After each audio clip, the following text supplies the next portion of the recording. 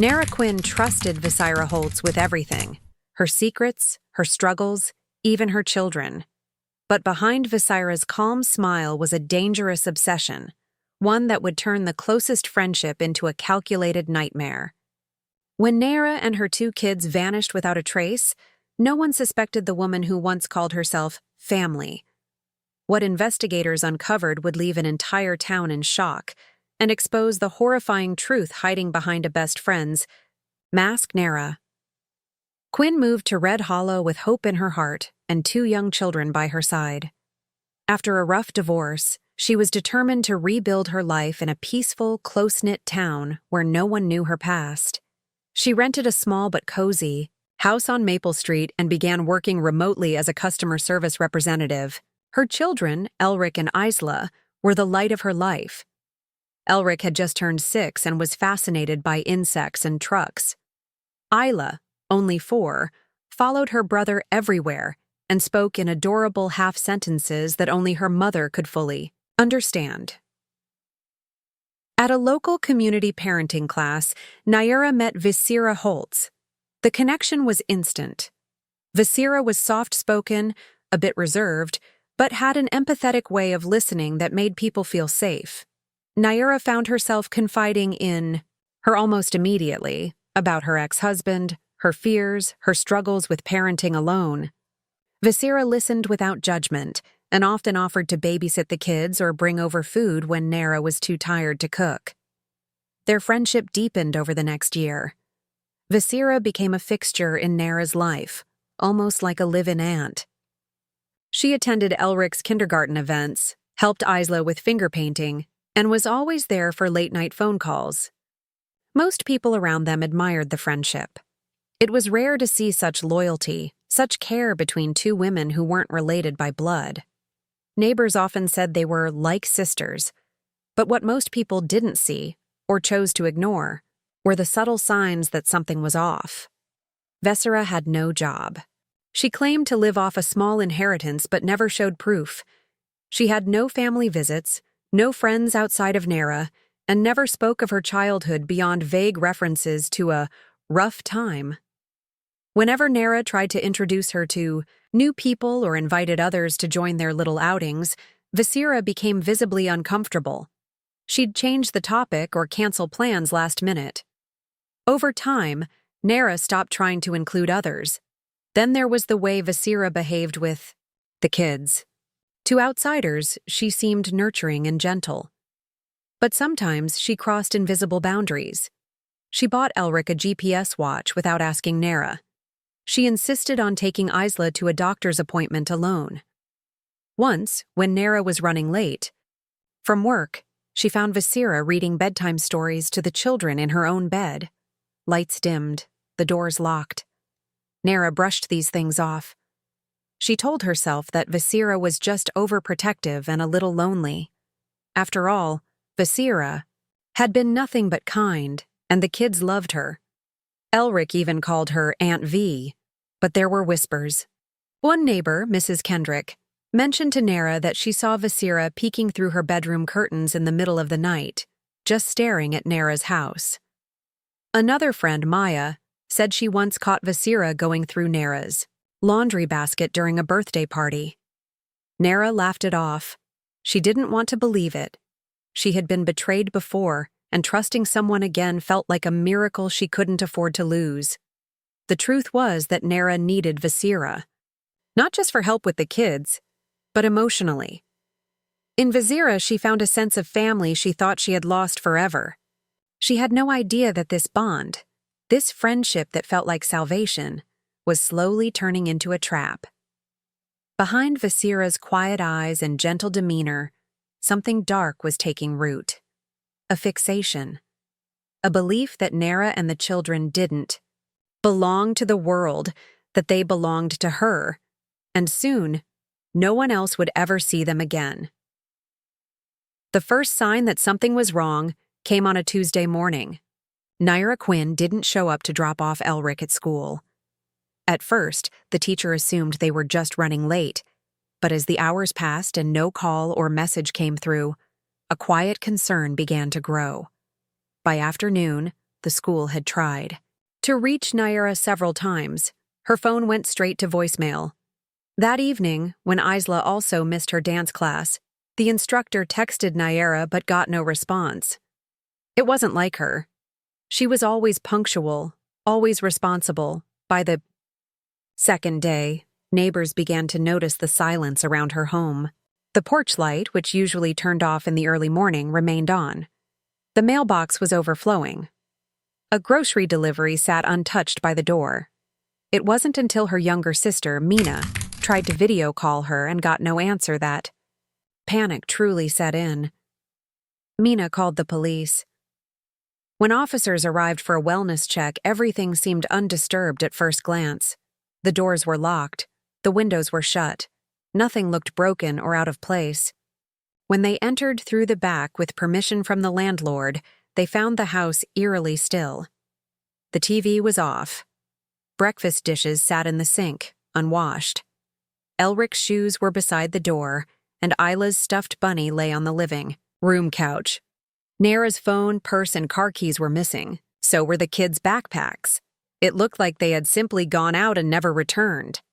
But the strange part was that the home gave no signs of haste.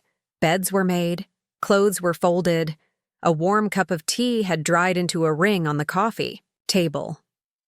Nothing was damaged or overturned. The only odd thing was a small pile of ceramic shards near the kitchen sink.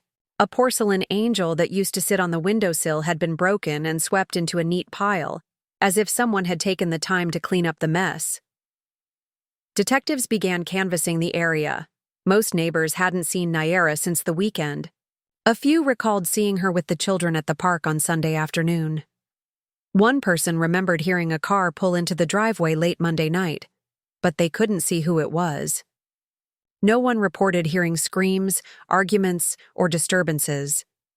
The house was too tidy, too quiet. Then came the security footage. A neighbor 2 doors down had a motion-activated camera facing the street. Reviewing the clips, detectives spotted a figure walking down the sidewalk toward Naera's house just after midnight Monday night. The person wore a large hoodie, black pants, and gloves. They carried what appeared to be a large duffel bag. An hour later, the same figure was seen leaving, this time dragging the bag instead of carrying it. The footage was grainy, but one detail stood out. The person had a distinct limp. That limp was familiar to some. Vessira Holtz had injured her knee several years earlier in a hiking accident and walked with a slight drag in her left leg. Detectives noted the detail but didn't jump to conclusions. They needed more than just a resemblance in movement. Vessira, when approached for questioning, claimed she hadn't seen Naera in several days. She said they had a minor disagreement the week before and hadn't spoken since. She appeared calm, even helpful, expressing concern for her friend and the kids. But inconsistencies quickly emerged. Cell phone records showed repeated calls from Vessira to Naera's number in the early hours of Tuesday, calls that Vessira failed to mention. A receipt surfaced from a 24-hour gas station just outside town, time-stamped at 3:17 a.m. Tuesday. The purchase? 2 energy drinks and bleach, paid in cash. The clerk couldn't recall her face, but the surveillance footage was pending. As the puzzle pieces began falling into place, one chilling possibility loomed above all others. Naera and her children hadn't left voluntarily. Someone had taken them. And whoever it was had known exactly what they were doing. Detectives began to dig deeper into the life of Vessira Holtz. On the surface, she had played the role of a loyal friend, always helpful, always around when Naera needed her. But underneath that soft-spoken kindness, there were patterns, subtle, disturbing patterns that now demanded closer scrutiny. Her background was vague. She had no known employment history for the past 3 years, no clear source of income, and only one emergency contact, a distant cousin she hadn't spoken to in over a decade. She'd moved to Red Hollow 2 years prior, around the same time. Naera relocated. Initially thought to be coincidence, investigators now wondered if it was by design. Her small rental home was clean and ordinary from the outside. But once detectives obtained a warrant to search it, the narrative shifted dramatically. In the basement, they found something entirely unexpected: a hidden room, its door disguised behind a storage shelf. Inside was a dim, candle-lit space, cluttered with unsettling memorabilia. The walls were covered in photographs, pictures of Naera and her children, clipped from social media posts, school newsletters, and even some clearly taken without their knowledge. There were toys, too. Duplicates of Elric's toy truck, Isla's favorite stuffed bunny. Some were new in packaging. Others had been carefully arranged on a small wooden table beneath the photos. A worn notebook sat nearby, filled with pages of dense, frantic handwriting. At first glance, it appeared to be a journal. But as they read, it became clear this was not just diary material. It was a window into a deteriorating mind. The entries were obsessive, repetitive, and increasingly delusional. Vessira had written about Naera as though she were a possession, not a person. One line repeated over and over again read, "They belong with me." Other passages described her frustration whenever Naera spent time with anyone else or mentioned plans that didn't involve her. She referred to the children as her own, claiming she was their protector, their true mother. The journal spiraled further into dark fantasies about a new beginning where they could all be together without interruptions. One entry stood out. Dated just 2 days before the disappearance, it read, "She talks about moving, taking them away from me. I won't let that happen. If I can't have them, no one can." Investigators now had undeniable evidence that Vessira's intentions had turned dangerous. The real break in the case came when a hiker exploring a trail near the outer woods stumbled upon a blood-stained child's blanket, partially buried beneath some brush. Detectives were called in immediately. The area was remote, not a place someone would pass through by chance. Forensics confirmed the blood belonged to Naera Quinn. The discovery intensified the investigation. A large-scale search was launched in the area surrounding the trail.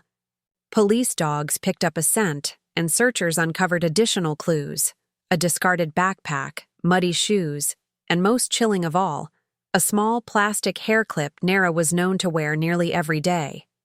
Detectives confronted Vessira again, this time with a firmer tone. She maintained her innocence, but her behavior had shifted. She seemed quieter, more distant, and her answers became mechanical. She said she had never been to the woods, but GPS data from her phone told another story. Her device had pinged in the same general area where the blanket was found, just hours after Naera and the children were last seen. As the case built momentum, it became increasingly clear. Vessira Holtz had not only grown obsessed with Naera, but she had crossed a line. A fatal one. The trust that once bonded two friends had become a weapon. And the question now wasn't just what had happened, but whether the worst had already occurred. The wooded area near the ravine had become the center of the investigation. Police cordoned off the trail, turning what was once a peaceful hiking path into a crime scene. The search teams worked in grids, carefully combing through dirt, branches, and brush. Every twig snapped underfoot felt like a possible lead. Then, late in the afternoon, an officer called out. He had found something: a shallow grave. Just beneath a tree, freshly turned earth gave way to a haunting discovery. Wrapped in a child-sized blanket was the body of Naera Quinn. Her small frame was carefully positioned, as though someone had tried to make her look peaceful. But her lips were blue, and her tiny hands were bruised. Autopsy reports later confirmed she had been smothered. A few feet away, another grave. This one belonged to Elric. He had been struck on the head with a blunt object, his skull fractured. Like his sister, he had been laid to rest with care, his hands clasped together as if in sleep. Finally, Naera's body was found beneath a pile of rocks near the base of the ravine. Her injuries were violent. She had blunt force trauma to the eye, head, and signs of a struggle. Her fingernails were broken, suggesting she had fought back. The placement of the graves told a disturbing story. This wasn't a chaotic, rushed disposal. It was organized, deliberate, ritualistic. Each body had been placed in a specific order, facing the same direction, covered with personal belongings. Investigators were struck by the almost ceremonial nature of the burial. It was as if the killer believed this act had meaning. Forensic experts arrived to collect evidence. Soil samples were taken, and footprints were photographed. Nearby, they discovered a discarded spade with faded fingerprints. They also found a duffel bag partially buried in the leaves. Inside were children's clothes, bottles of sleeping pills, and a handwritten letter. It wasn't signed, but handwriting analysis later confirmed it was from Vessira Holtz. The letter was chilling. It spoke of a new beginning, a world free from betrayal, a place where they would all be together forever. "They were never safe without me," it read. "Now, no one can take them away." The tone was calm, almost affectionate, but laced with terrifying certainty. It wasn't a confession, it was a manifesto. Back at the police station, the evidence began to pile up. The GPS data from Vessira's phone, which placed her at the scene. The surveillance footage showing a limping figure leaving Naera's house.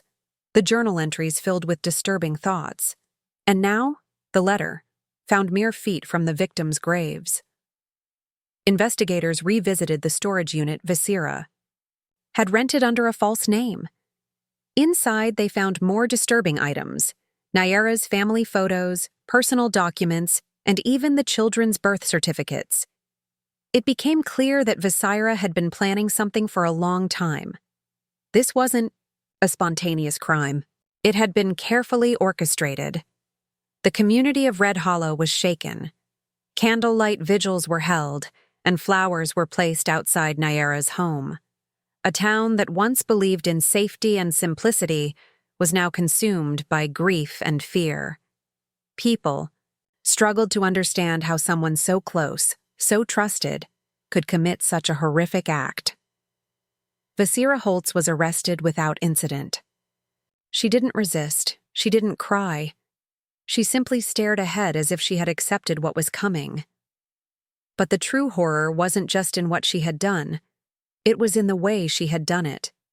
With care, with planning, with a warped sense of love that led to murder. The story had reached its darkest point. And yet, there was one chapter left: a courtroom, a verdict, and the haunting silence left behind. The trial of Vessira Holtz drew national attention. What had started as a quiet disappearance in a small town had become one of the most disturbing cases of obsession-fueled homicide in recent memory. Media vans lined the streets outside the way. Courthouse. Journalists referred to her as the devoted friend, a nickname that captured the bitter irony of the case. Loyalty twisted into lethal possession. Inside the courtroom, every seat was filled. Naera Quinn sat in the front row every day, clutching a photo of Naera and her two smiling children. Her face remained stone-like as the prosecution laid out the events that had led to her sister's death. The district attorney wasted no time. He presented the journal entries, the GPS data, the footage, and the disturbing letter found near the graves. One by one, the horrifying details were laid bare for the jury. The prosecution argued that this was never about impulse or emotional breakdown. It was a calculated, methodical erasure of a woman and her children, committed by someone who believed she was saving them from a world she thought unworthy. They painted Vessira as a manipulative woman who infiltrated Naera's life, earned her trust, and then took everything from her the moment she felt that control slipping away. The defense, meanwhile, attempted to plead insanity. They introduced psychiatric evaluations, claiming that Vessira had suffered from a severe delusional disorder that impaired her ability to distinguish fantasy from reality. Her attorney said she believed she was acting out of protection and love. They portrayed her not as a cold-blooded killer, but as someone dangerously lost in her own mind. But the evidence was impossible to dismiss. Naera's meticulous planning for a future move to another town had been found on her laptop. She had filled out school transfer forms, applied for new housing, and even drafted a goodbye message to friends. She was leaving Red Hollow, and unintentionally, she was leaving Vessira behind. That, the prosecution argued, was the trigger, the moment that shattered Vessira's fantasy. Rather than be left behind, she made a horrifying decision. If she couldn't have Naera and the children in her life, no one else would. Forensics confirmed that the blunt object used to kill Elric and Naera was a heavy glass snow globe, one that had sat on Naera's shelf for years. It was never found. Vessira had likely taken it with her, perhaps as a trophy, perhaps as a final, twisted keepsake.